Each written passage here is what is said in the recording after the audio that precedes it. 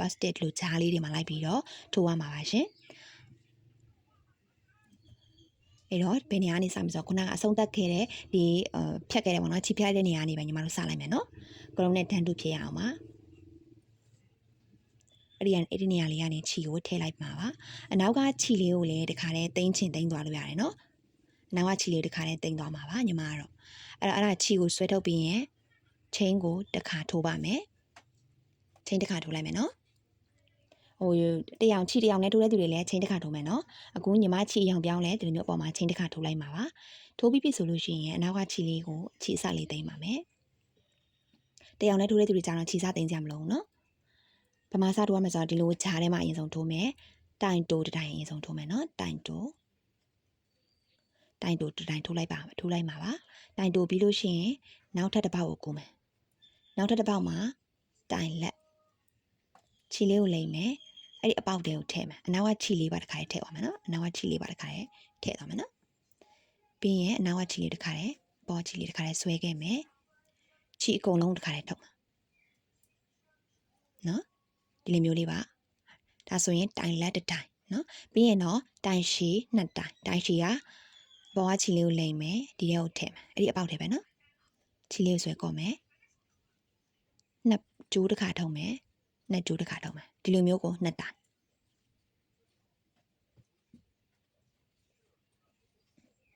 နော်အဲ့ဒါပြီးပြီဆိုလို့ရှိရင်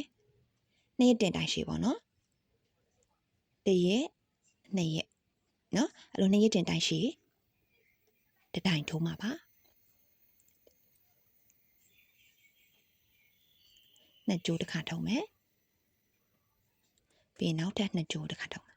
ဒီလိုပုံစံမျိုးလေးနော်နောက်တစ်ခါထပ်ပြီးတော့ထိုးပြမှာမို့လို့တခြားပြန်ပြီးတော့ကြည့်ပြီနော်ပြီးရင်တော့ချင်းကို3ခါပါ1 2 3အဲ့လို3ပြီးလို့ရှိရင်အဲ့ဒီတစ်ပေါက်ထဲမှာပဲအဲ့ဒီအပေါက်ထဲပဲထပ်ထိုးမယ်နော်ခြေလေးကို2ရက်တင်ထည့်မယ်ပြီးရင်တော့ခြေလေးကိုနှစ်ကျိုးတစ်ခါထုံမယ်နှစ်ကျိုးတစ်ခါထုံမယ်နှစ်ကျိုးတစ်ခါထုံမယ်ခြေကို3ခါထုတ်လိုက်တာပေါ့နော်အဲ့ဒီနေရာမှာလေပြီးရင်တော့နောက်ထပ်တိုင်းရှည်2တိုင်မှာခြေလေးကိုလိမ့်မယ်အဲ့ဒီအပေါက်ထဲကိုထည့်မယ်နှစ်ကျိုးတစ်ခါထုံမယ်နှစ်ကျိုးတစ်ခါထုံမယ်ဒီလိုမျိုးကို2တိုင်ထုံမှာပါပြီးရင်တော့တိုင်လက်ခြေလေးကိုလိမ့်မယ်အဲ့ဒီအပေါက်ထဲပဲနော်ထည့်လိုက်မယ်အနောက်ကခြေလေးကိုဆွဲကော့မယ်ဒီ3ကျိုးလုံးကိုတစ်ခါတည်းထုံမယ်ခါရထုတ်မယ်နော်အဲ့ဒါဆိုရပါပြီနော်ဒီလိုမျိုးပုံစံလေးရမှာပါရပြီဆိုလို့ရှိရင်နောက်ထပ်တစ်ပေါက်ထပ်သွားမယ်နောက်တစ်ပေါက်မှာတိုင်တိုးတစ်တိုင်ထုံးမှာပါတိုင်တိုးလေးတစ်တိုင်ထုံးမယ်နော်ဒါဆိုရင်တစ်ခုပြီးသွားပြီဒီလို pattern တစ်ခုပြီးသွားပြီနော်ပြီးနောက်တစ်ခုထပ်သွားမယ်နောက်တစ်ခုကကြတော့ဒီဂျားလေးမှာနော်ဒီဂျားလေးမှာသွားမယ်တိုင်လက်တစ်ခါတိုင်လက်တစ်ခါတိုင်ရှည်နှစ်ခါအဲ့ဒီတစ်ပေါက်ထဲမှာပါ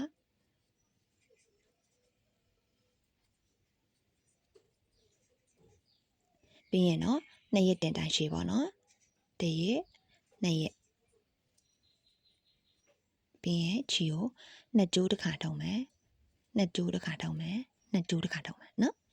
ပြီးရင်တော့1 2 3ချိန်3ခါထုံမယ်ခြေလေးကိုလိမ့်မယ်2ရက်1ရက်2ရက်လိမ့်ပြီးအဲ့အပေါက်ထဲပဲ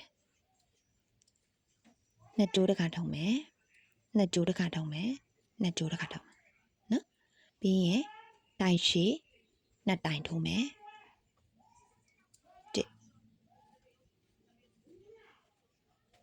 2နော်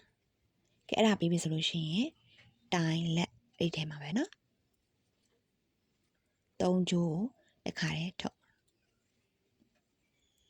ဒီလိုမျိုးနော်ပြီးရင်တော့နောက်ထပ်ဒီလိုဂျားမှာတိုင်တိုးတစ်တိုင်ရမယ်ထင်တယ်နော်ဒီလိုပုံစံမျိုးကိုတစ်ပတ်လည်လုံးထိုးခဲ့မယ်နော်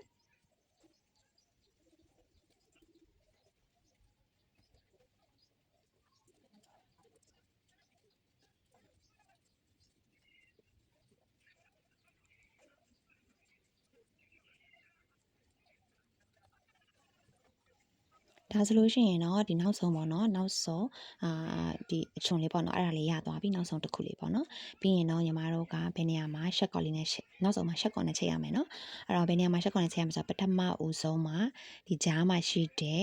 ဒီတိုင်တိုထိုးခဲ့တဲ့ထိတ်ဆုံးပေါက်ပေါ့နော်တိုင်တိုထိုးခဲ့တဲ့ဒီထိတ်ဆုံးရဲ့အပေါက်ကလေးထဲမှာရှက်ကော်လေးနဲ့ချိန်လိုက်မယ်နော်အဲ့လိုလေးချိန်ပြီးလို့ရှိရင်ခြေလေးကိုဖြတ်လိုက်မယ်ခြေလေးကိုဖြတ်လိုက်မှာပါပြီးရင်တော့ဆွဲထုတ်လိုက်နော်တခါတည်းဆွဲထုတ်ပြီးရင်ခြေလေးကိုအနားတက်မယ်တခါတည်းအခုဒီမှာရှက်ကော်လောက်ခဲ့တာဟုတ်တွေ့လားဒီနေရာမှာရှက်ကော်လောက်ခဲ့တယ်နော်အဲ့နေရာမှာမချိဘူးဒီရဲ့ဘေးနာအပေါက်ဒီရှက်ကော်ရဲ့အပေါက်မှာမဟုတ်ဘူးဒီဘက်ရဲ့ဘေးအပေါက်လေးမှာလို့လေးချိတ်လိုက်နော်အဲ့ပြီးရင်ဒီနောက်ရောက်ပါမယ်ဒီနောက်မှာခြေလေးတွေကိုအစာလေးတင်ထည့်ပေးမယ်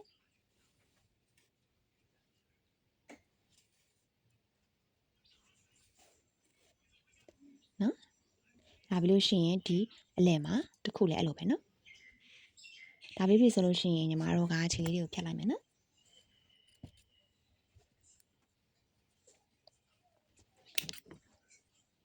ကဲခုနကတော့ခြေလေးတွေတခါတည်းအနောက်မှာတခါတည်းတက်ခဲ့တဲ့အတွက်ကြောင့်မလို့လေဘာမှအနောက်မှာခြေအစထွက်နေတာပဲမရှိဘူးနော်ခြေလေးတခါတည်းတက်ခဲ့လိုက်တဲ့အတွက်ကြောင့်မလို့ပါအကယ်၍ကိုကခြေစားထွက်နေတယ်ဆိုလို့ရှိရင်လည်းညှက်လိုက်ရပါနော်တခြားဘာမှပြဿနာမရှိပါဘူးဒါကြောင့်မလို့ထိုးနေရင်လည်းခြေလေးကိုတခါတည်းအစတက်ခဲ့ပြီဖို့ပြောတာပေါ့နော်ဒါပြီးရင်တော့ညီမတို့ကိုဒီလိုဂျိတ်ကလေးနဲ့ဒီထိတ်မှာ